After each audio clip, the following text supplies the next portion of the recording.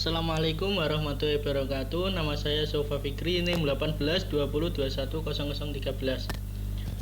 Saya di sini sebagai penyimpul materi tema ke-8. Langsung saja, dari pemakalah kelompok 8 dapat saya simpulkan bahwa pasar modal syariah adalah pasar modal yang seluruh mekanisme kegiatannya, terutama mengenai emiten, jenis efek yang diperdagangkan telah sesuai dengan prinsip-prinsip syariah.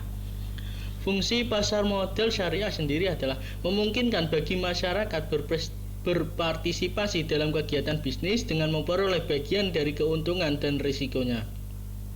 Memungkinkan para pemegang saham menjual sahamnya guna mendapat likuiditas. Yang ketiga, memungkinkan perusahaan meningkatkan modal dari luar untuk membangun dan mengembangkan lini produksinya.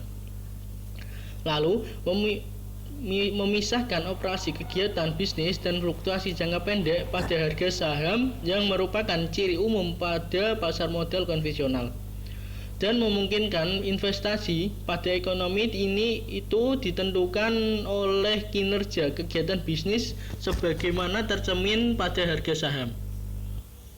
Selanjutnya, prinsip-prinsip muamalah tersebut antara lain ada 3. Yang pertama adalah pelarangan riba. Yang kedua, dilarang melakukan transaksi yang mengandung spekulasi, manipulasi, yang di dalamnya mengandung unsur gharar, riba, judi, riswah, maksiat, dan kezaliman. Yang ketiga, mekanisme bagi hasil. Selanjutnya adalah karakteristik pasar modal syariah. Semua saham harus diperjualbelikan pada bursa efek. Bursa perlu mempersiapkan pasca perdagangan di mana saham dapat diperjualbelikan melalui pialang.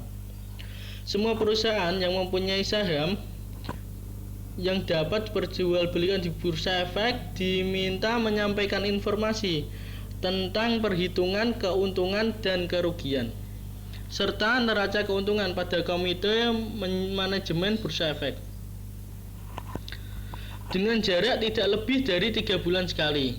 Komite manajemen menerapkan harga saham tertinggi atau HST tiap-tiap perusahaan dengan interval tidak lebih dari 3 bulan sekali. Saham tidak boleh diperjualbelikan dengan harga lebih tinggi dari HST. Saham dapat diperjualbelikan dengan harga di bawah HST. Komite manajemen harus memastikan bahwa semua perusahaan yang terlibat dalam bursa efek itu mengikuti standar akuntansi syariah. Perdagangan saham semestinya hanya berlangsung dalam 1 minggu periode perdagangan setelah menentukan HST, dan perusahaan hanya dapat menerbitkan saham baru dalam periode perdagangan dengan harga HST. Selanjutnya, perkembangan pasar modal di Indonesia. Pertama kali lembaga keuangan konkan di dalam mengoperasionalkan portofolio dengan portofolio syariah di pasar modal adalah Amanah Income Fund yang didirikan pada bulan Juni 1986 oleh para anggota The North America Islamic Trust yang bermarkas di Indiana, Amerika Serikat. Perkembangan lembaga keuangan syariah dalam bentuk investasi di pasar modal syariah di berbagai negara disambut baik oleh pakar ekonomi muslim di seluruh dunia. Pasar modal di Indonesia telah berkembang dengan pesat dalam beberapa tahun terakhir ini. Perkembangan pasar modal tersebut juga mendorong kemajuan di berbagai bidang yang terkait dengan pasar modal, yang ditandai dengan lahirnya Jakarta Islamic Index atau JII yang dikeluarkan oleh PT Bursa Efek Jakarta pada tanggal 3 Juli tahun 2000. Selanjutnya, instrumen pasar modal syariah, yaitu ada 6. Yang pertama adalah saham syariah, yang kedua obligasi syariah atau sukuk, yang ketiga reksadana syariah, yang keempat efek beragun aset syariah, yang kelima hak memesan efek terlebih dahulu atau reg issue, dan yang terakhir adalah warrant syariah. Resiko di pasar modal dan strategi perkembangan pasar modal syariah, yaitu ada 5. Yang pertama adalah resiko daya beli. Yang kedua ada resiko bisnis. Yang ketiga risiko tingkat bunga. Yang keempat risiko pasar, dan yang kelima adalah risiko likuiditas.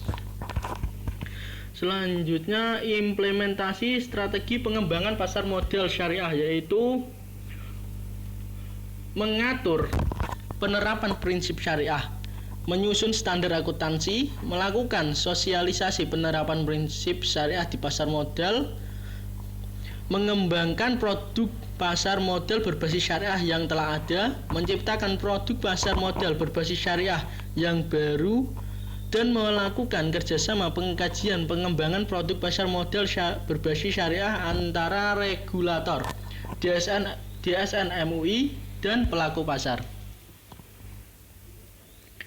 Dan sekian dari saya. Wassalamualaikum warahmatullahi wabarakatuh.